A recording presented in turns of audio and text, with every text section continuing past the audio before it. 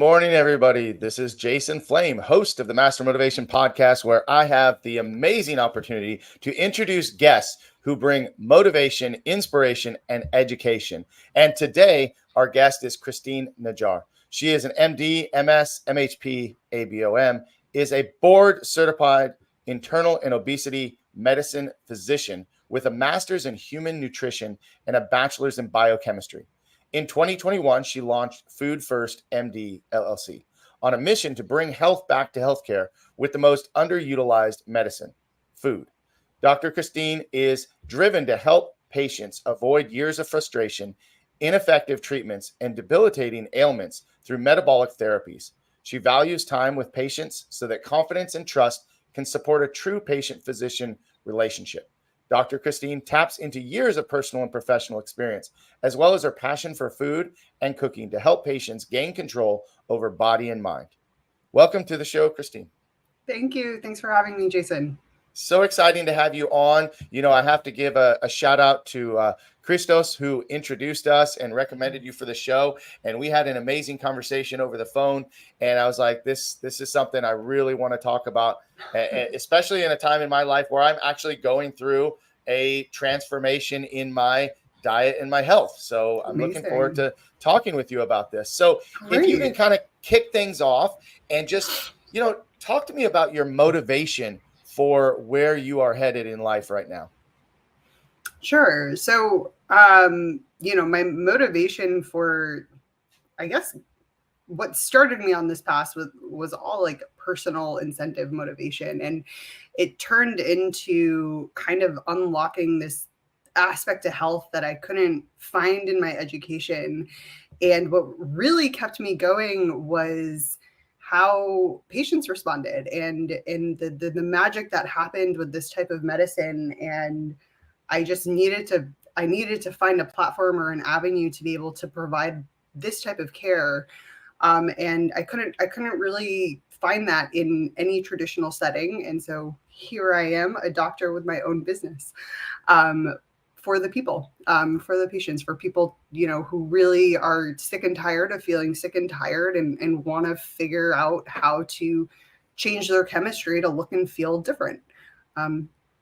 That's what I do. That's why I do it. I love it. Yeah. Well, let me share with you, I'm a martial artist. I have been a martial artist almost my entire life. I've always been physically active. And, when I was younger, I could pretty much put anything in my mouth and I could work out and I'd still feel good and I still have a great workout, still be in great shape, but as I got to my 30s and then into my 40s and now as I approach my 50s, my body has definitely changed a lot in a lot of ways. And, you get comfortable eating certain foods and eating a certain way and eating out a lot. And it was actually just recently, my wife and I literally a week ago, we made the decision that our health is super important to us. Yeah. And we want to live a long, healthy, active life. And we want to be a good example for our children. We realized that some of the foods that we were eating were not making us feel the way that we wanted to feel.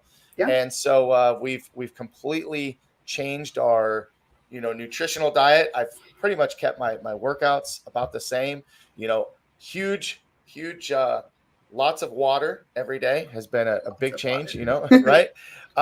So tell me, what kind of started you on this path? Like what made you realize we need to help people understand food better? Well, so I needed to understand food better growing up. My whole childhood, I'm first generation born in the US. So both my parents are from Lebanon and I spent my summers on the Mediterranean.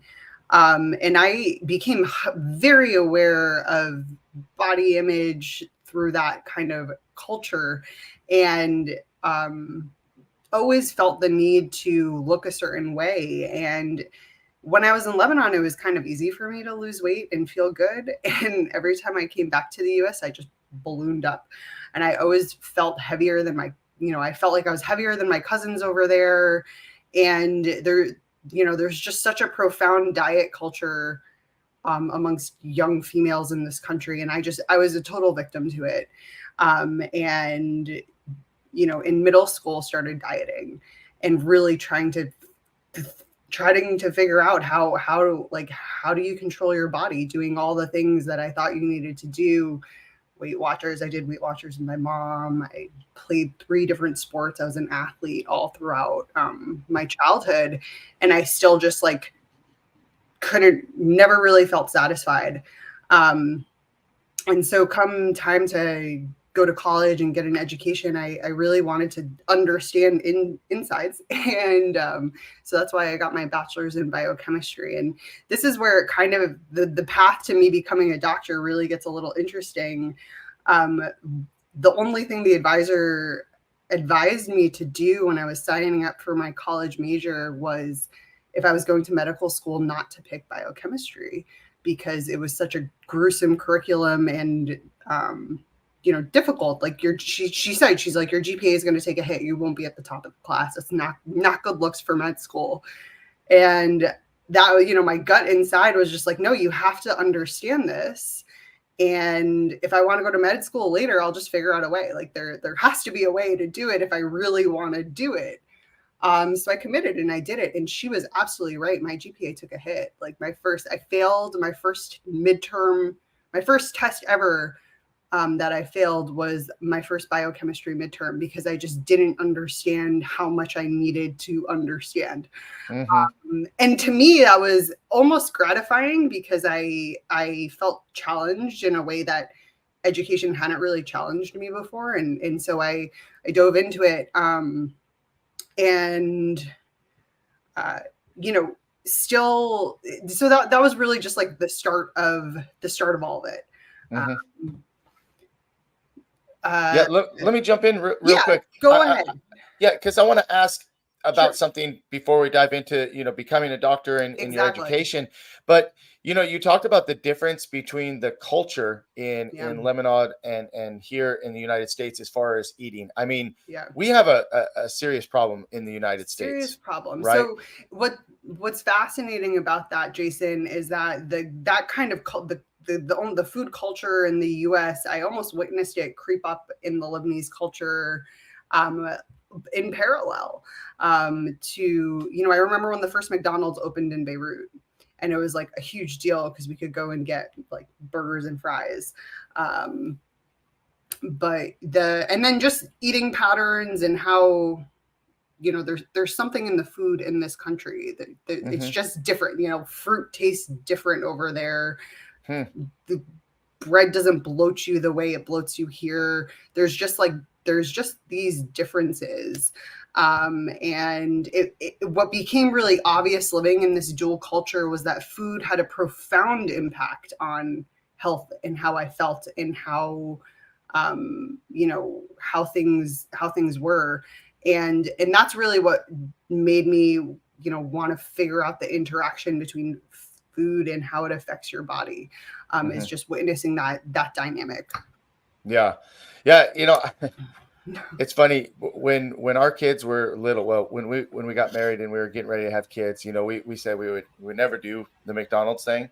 And then I remember we actually did go to McDonald's a few times, and the kids would want like chicken nuggets, and my wife would be like peeling all the stuff around it, which even inside of it was like terrible anyway. But we were just saying the other day, like, do we even need McDonald's? Like, do we even need McDonald's? It's like the absolute worst food on the planet. Hopefully I don't get sued for saying that about McDonald's, but like it's the absolute worst food on the planet. Like there's no real nutritional value to anything you eat there. Is there? You could get some burger patties and there might be some, at least there's amino acids in that. Among a lot of other things. Well, here's what I like about shopping now, being on our new, and I don't necessarily want to call it a diet, just a change in our eating habits, is that we went shopping. I hate going grocery shopping, by the way. It's the worst because it's like you go up and down every aisle, and you just kind of like never go grocery shopping when you're hungry, by the way, because that's the worst. Yes, that's a great tip. Just grab everything and put it in the cart, right? Or you can be that guy and you could be eating things as you're shopping. That's terrible. But what I love now is the food that we're eating literally, and I know I've heard this a million times, if you really only shop on the outside of the store, like Yeah. shop through the produce, shop through the, the protein, all the meats. Mm-hmm. I mean, literally that's all we bought was Yep. vegetables and proteins and meats. And Yep. that's it. And I was like, I love going grocery shopping now. It's so much easier. I'll do this anytime because like I don't have to go up and down the aisle and make decisions Mm-hmm. on food that I know is not really good for me. But you know, and the change in our diet, already I've noticed. I'm on day 7, right? But I noticed really on Congratulations. like day 3, the way I was feeling was way different. Like some of the foods that I was eating, like I would just grab like kind of crackers, not like trash, but like just the breads and the starches and some of the things that just I would just feel it. And I one of the first things that I noticed for myself was that I was waking up easier, right? I Yeah. was certain days, I'd wake up, my alarm would hit. I'd wake up and I'd be like a little groggy and it'd take me a little while. Now I'm waking up feeling pretty good, like good to go from the moment my eyes open. And like that's because of food. I mean, Yeah. and it's a little hard. It's hard to cut out some of the things that I've cut out. It's hard to eat a little less than I normally eat, but I've been feeling, satisfied at each one of my meals and feeling that just because that feeling of it tastes good for a minute, it's Yeah. not going to last. I'm not even going to remember how it tasted anyway. So why not No. eat what's really good that gives me the energy? So Right. I've just been noticing this. And again, I know Christos is watching right here, and he says the way you wake up is everything. So, and I know he's on a path right now. I've seen him He's doing doing great. a great job. So good for you, Christos. So let's get back into it. So, you realized that you wanted to learn more about food and how food affects your body and what it does to your internal. Yeah. Let's talk about that a little bit more. Yeah. So, right. I get this bachelor's in biochemistry. I feel like I have a really good understanding of what's going on inside cells to a very detailed extent. And I'm like, okay, how am I going to like apply this to help other people or practically? And thought long and hard about what I was going to do. And I was like, well, doctors help people, right? Like doctors should understand how to do this. Like everybody's sick because they're eating like crap. That was obvious to me as a child growing up, right? So I thought, oh, I should go to med school and I'll really learn how, what we should be eating and how the body works and everything. And I mean, you learn an awful lot in medical school, but you don't learn about how food affects your biochemistry to an extent that you could apply it clinically. And you don't learn a lot of this, what I call the metabolic approach. And so, just the food in general, and med school is notorious for their 2-week nutrition class that, is not sufficient. And I was really activated by that during medical school. So med school is 4 years. The first 2 years is when you do all the book work and kind of learn everything you're going to learn. And the second 2 years, you're doing clinical rotations in hospitals, applying all your knowledge with the supervision of other doctors. And so my first 2 years in med school were in Grenada in the Caribbean. It was awesome. And when I came back to do my clinical rotations in Brooklyn, I'm activated by not knowing any like real knowledge on nutrition. And I started looking for other ways to supplement my education. And Columbia University was offering a part-time master's in nutrition to any healthcare professional. And I figured, hey, like if a full-time healthcare professional can take this course, me as a med student should be able to take this course. And so I shot the program director an email and she said, well, if you've done 2 years, we can count you as a healthcare professional. Come along and take the class. And so that was really, that was a really profound education in the sense that it opened up my eyes to what evidence-based medicine is, nutritional literature, how to think for myself when I read articles. And it opened my eyes to some of how medicine is really dogmatic in their current recommendations and how it's not always consistent with all of the evidence that's there. And, the evidence is crazy because you could find evidence to support almost any view. And it's about how you interpret the evidence and how you choose to apply it clinically that matters at the end of the day for, me as a doctor now and any individual healthcare practitioner that's trying to help a person in front of them. What are you going to do with all of this information? What are you going to say to somebody? And so I'm starting to see these kind of, incongruencies, this dissonance, I guess you could say, between what I'm learning and how medicine is being practiced. For example, saturated fat. We're learning in my master's program how there's no real evidence that leads to like heart disease, bad outcomes. And meanwhile, everybody who has a heart attack or a stroke in the hospital goes automatically on a low fat diet. And so these just like, and I'm just like, what's going on? Is this real? Do we have evidence for this? Do we have evidence for that? And I found myself very confused. And me personally, I was also confused in what I was doing with my diet and my life. And I still clearly hadn't figured it out because I'm still like yo-yo dieting, even though I'm like going through this medical education. I'm doing this master's program. And through my master's, my thesis was on bariatric surgery. So I'm working with the surgeons, I'm working with the obesity medicine specialists, the dietitians, and I'm actually counseling people supposedly on the best up-to-date strategies on how to lose weight and what to do and how to eat and how to live.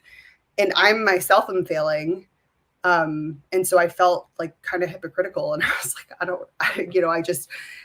my health just kept getting worse. And I didn't even realize that I still hadn't pieced everything together. So this is, during med school. By the time I hit residency, I'm still, my health is still floundering, even though at this point I really understand how modern medicine is approaching the treatment of obesity because I've been so embedded and immersed in it. And so during residency, that's when I just kind of broke away from education and, committed to reading things on my own.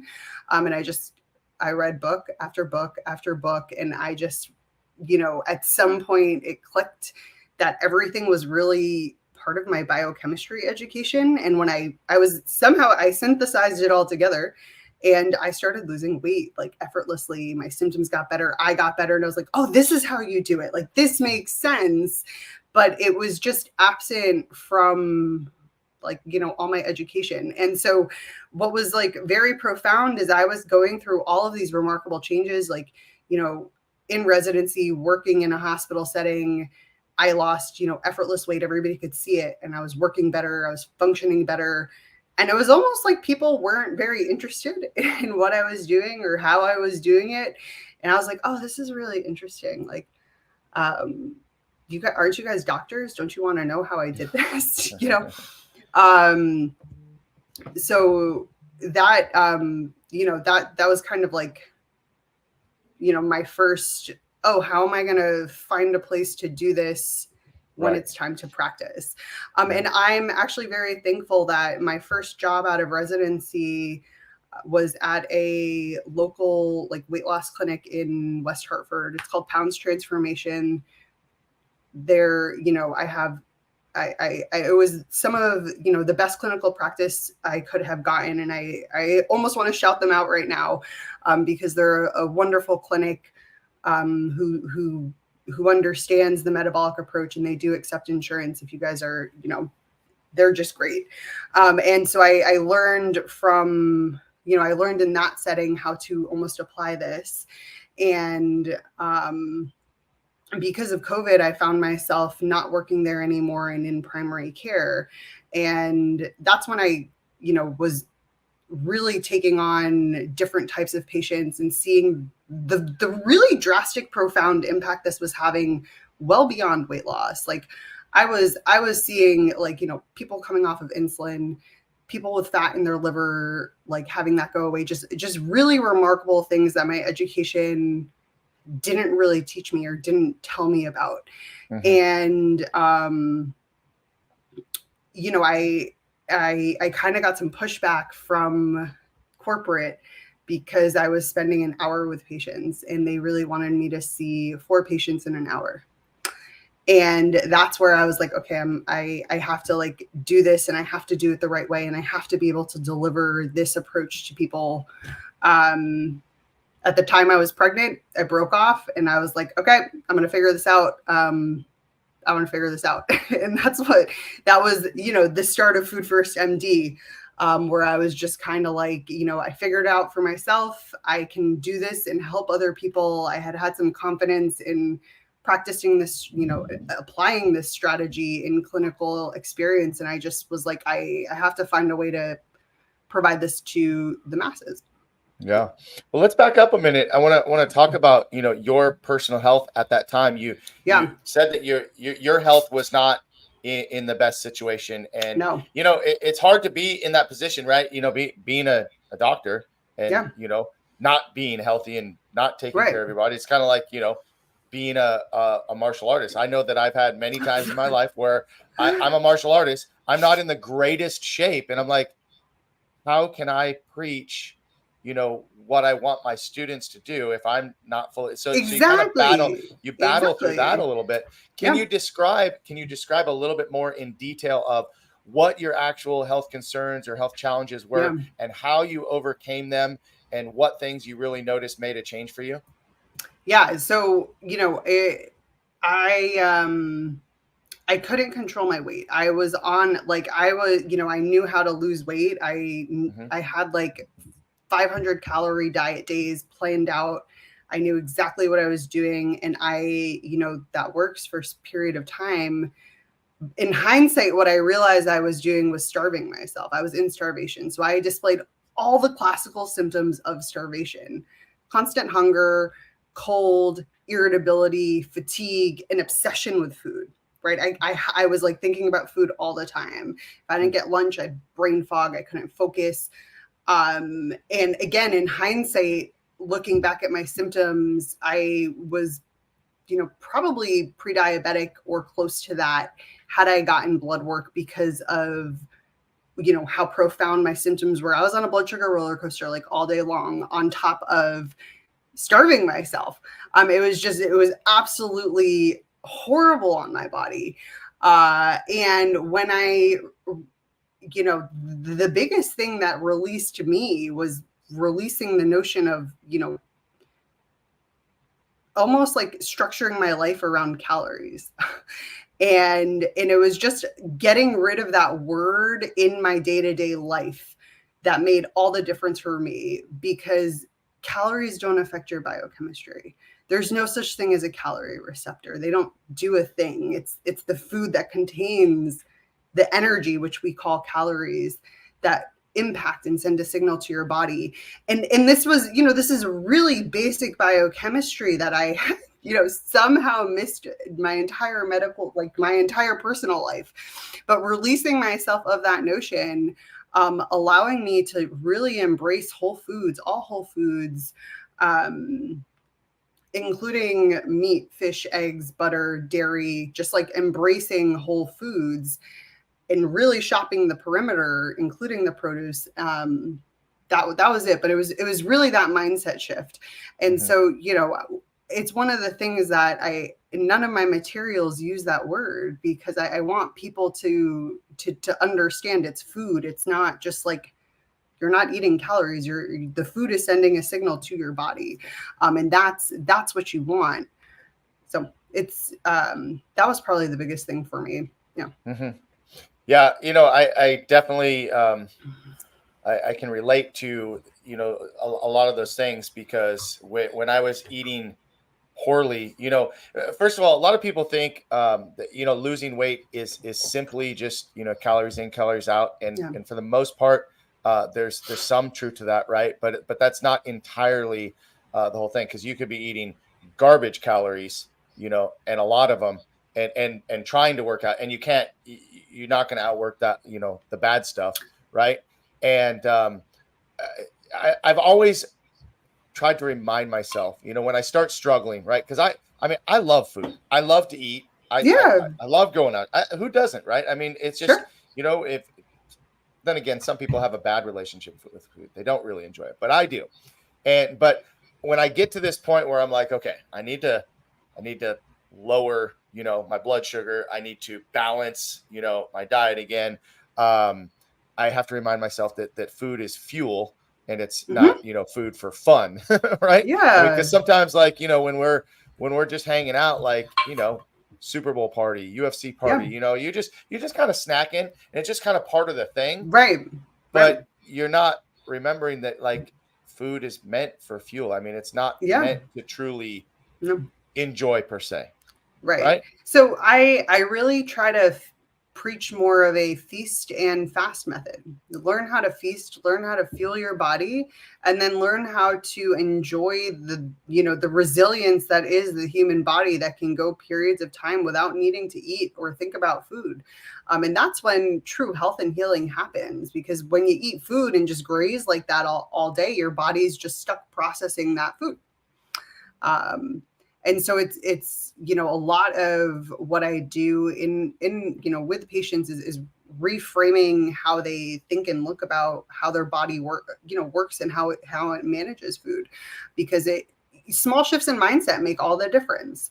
I tell people, I'm like, it's not that you're eating less, you're just going longer periods of time without eating food and you're eating yourself. And it's just different to me. That made all the difference, thinking of it that way as opposed to eating less and moving more. Mhm. But yeah, it's really exciting to be able to help people in this manner. Yeah, definitely. Um, well, so let's talk about, your challenges. You mentioned Hmm. that, when you were working at the, I don't know if you said it was a hospital, but they wanted you in and out with 4 patients in an hour, and you were spending more time with clients. Yeah. Talk to us about, building that trust and building that relationship with your patients that was so important to you. It's so important. I mean, what I tell people to do is very counterculture. A lot of, it's pretty counterculture. People follow instructions or following directions. They've been to the doctor, they've been to the dietitian, they've been to the chiropractor, they talk to their special nutritionist, they talk to the naturopath, they've spoken to everybody. And so what am I going to do that's so damn different for them? And what I'm going to do is ask them all the things that they've done before, get a really good, thorough understanding of where they're at, what their complaints are, and what exactly are you putting in your mouth and when are you doing it. Um, so that way, when I'm teaching them, the power and how food affects your insides, I can cater it to them as a person individually. And that takes a lot of time, especially, really at the end of the day. The reason why it takes time is because some of these patients are on medications that are like need adjusting.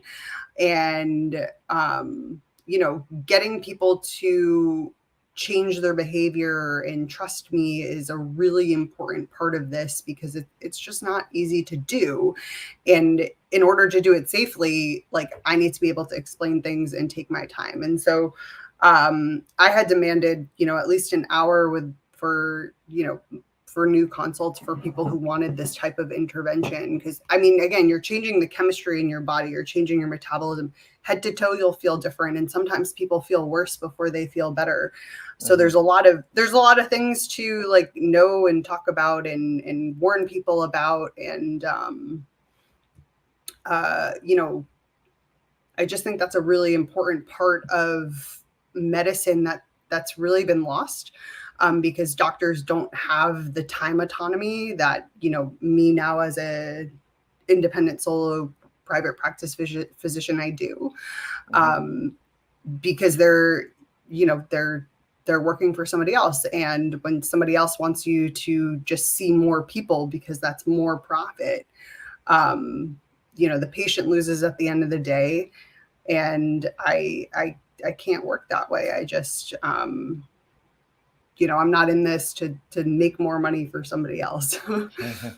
So tell me, what do you think are the biggest mistakes that people are making, with what they're eating and how they're eating and when they're eating? Got it. Most people are not eating enough protein. For one thing, they think that eating more frequently speeds up their metabolism, because that's a very big, profound, kind of eat every 2 hours and your metabolism goes up. But it actually doesn't go faster if you eat more frequently. And taking more time between your meals can actually help to rev up your metabolism a little bit more. And then people are eating way too many carbohydrates. It's not that carbohydrates are the devil and you shouldn't have any, but you should figure out how much your body can tolerate, and eat to your tolerance level. And then, there are plenty of things you can do to adjust all of these levels. And then people are scared to eat fat. They're scared to eat butter. They're scared to eat coconut oil. They're scared to have ghee. They're scared to eat, people are really scared to eat these foods. I was at one point in my life really scared to eat those foods. And it took a lot of unlearning and relearning to embrace those as being part of a healthy, whole food lifestyle that can really profoundly help to nourish you. And those foods affect your appetite. They have essential vitamins attached that come with them.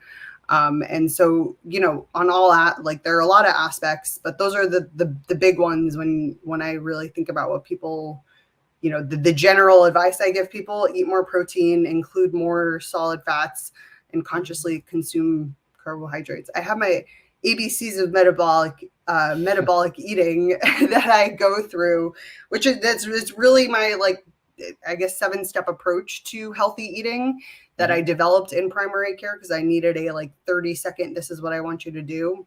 I want you to avoid ultra processed foods, and if you can't avoid them, find alternatives that are a little better for you.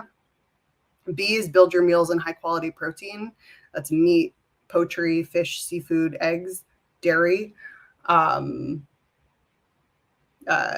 C, consciously consume your carbohydrates. Again, everybody has a different level that their bodies tolerate. As athletes, typically you tolerate more.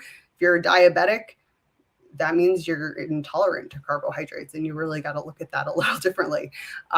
D is do include solid fats, because again, those are the X factor. Have you ever heard of Weston A. Price? No. I'll talk to him about that. I'll talk to you about him after this. Do include solid fats is D. E is eat salt with water for proper hydration. People are, scared of salt. One of the things I'm always saying is I wish you feared sugar in the way you fear salt, because people will just avoid salt like the plague, but for some reason can't seem to apply that to, or nobody applies that to sugar in the way they apply it to salt. It's just a really interesting phenomenon I've seen. F is to feast and then fast, because this really allows your body to get into a rhythm that it wants to get into, the feast and the fast method.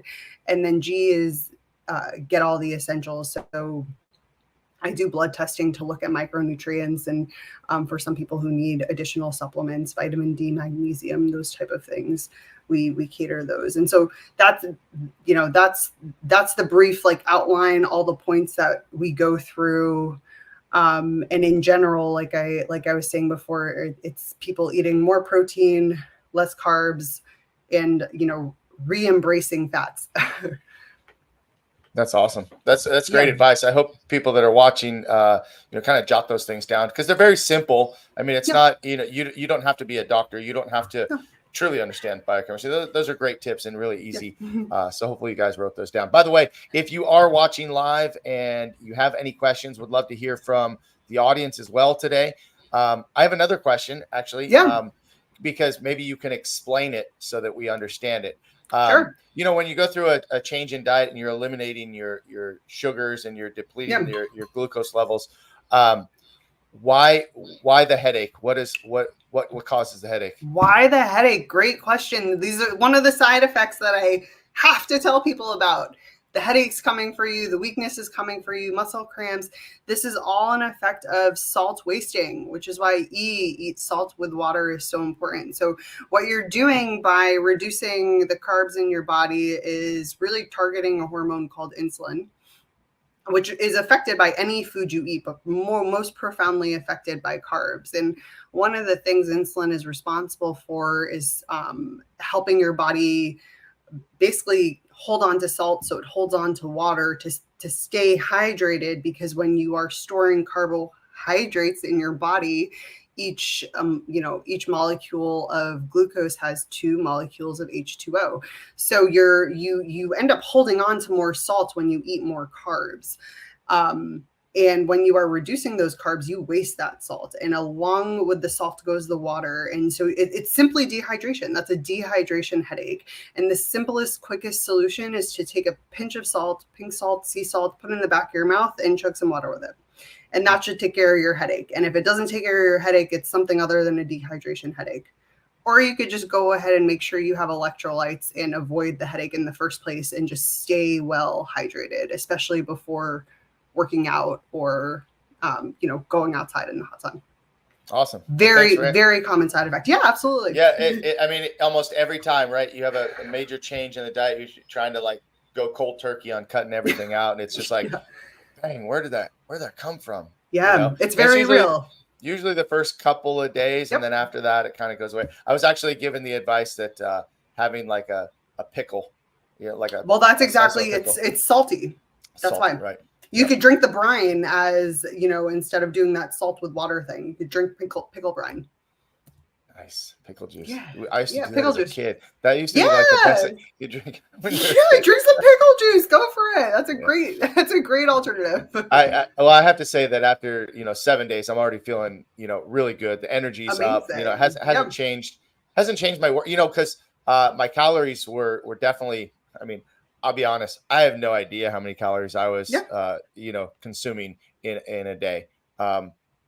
Probably 3,500, 4,000, maybe. I don't know. I was eating like I was an athlete, but I wasn't, I wasn't eating the right food. The quantity of an athlete, I'm saying.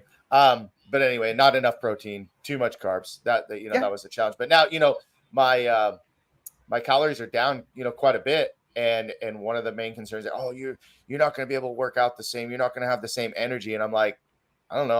I feel pretty good. I have, because I'm probably, about 1,500 calories right now, which compared to what I was before was a drastic change and totally different food. So I don't know. My body's feeling pretty good. Still getting enough protein in my diet. And I don't know. It's taking what it needs from your body fat. That's, But here's what I don't like. Yeah. Here's what I don't like is that when I start losing a little bit of weight, I'm down about 7 pounds. My daughter said to me, "Dad, your arms look smaller today." And I was like, "You got to be kidding me." Because I'm already feel like I'm losing a little bit of muscle mass, even though I'm still working out, the same way. But like my body's going to catch up. I'll get back. It'll settle out. I would, to that, I would say what she could be seeing is, less water and like a less hydrated muscle. So I use, it's really important, or it's not really important, but it's a good idea to get your body composition tracked so that you can, make sure that doesn't happen.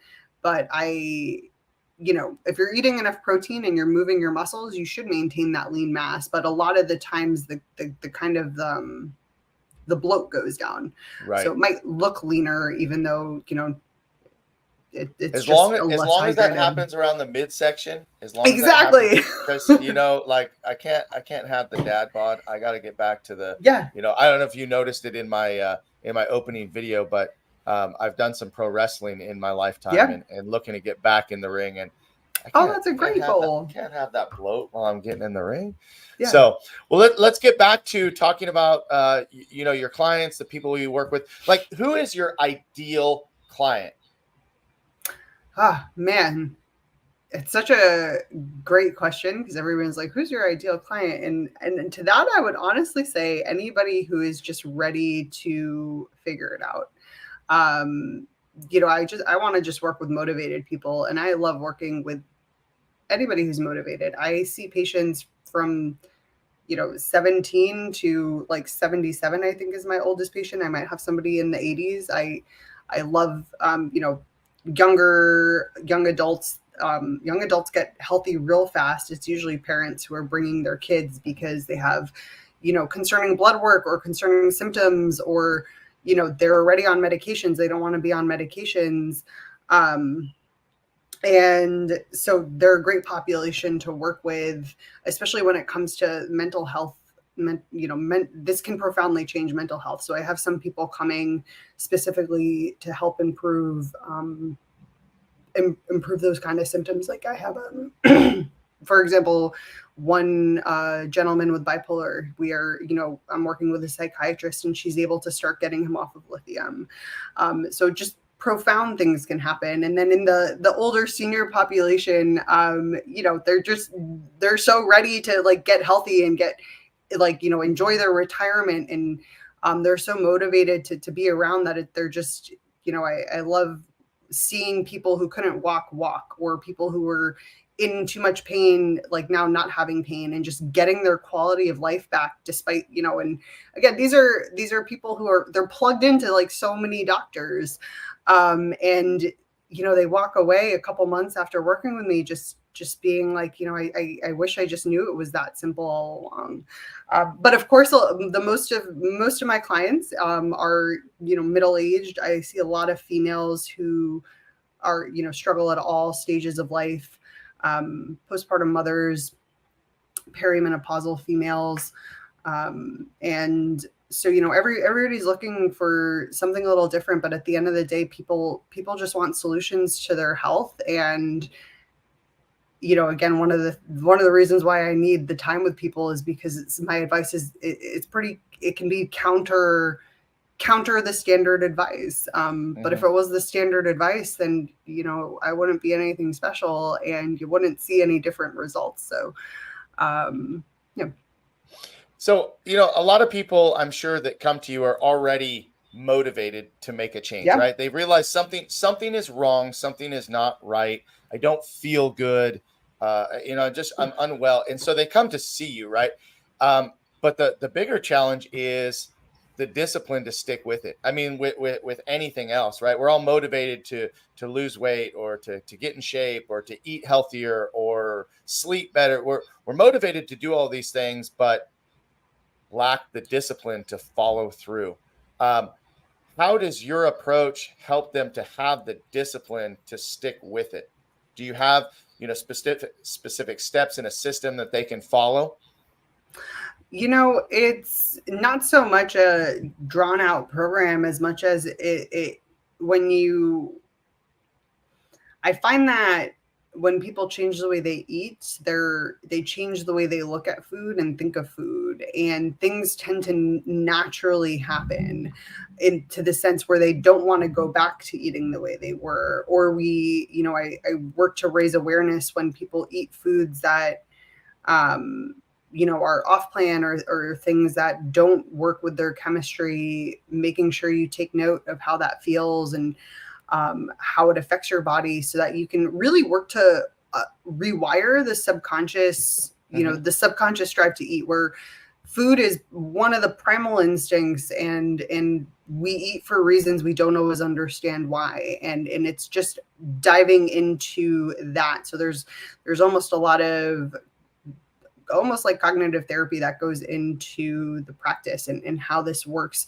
I use a lot of blood testing, or direct testing. So I'll offer continuous glucose monitoring, or for patients who want that type of accountability, to stay on plan and really understand what's going. Because at the end of the day, when you talk about discipline in the long term, I think it's more important to understand that this isn't a diet that's going to end. This is how your body works, and this is what happens, with your chemistry when you eat XYZ or eat this way. And you can't just eat a certain way for a period of time and then go back to how it was and expect to keep the same body. Your body's going to change based on what you eat it.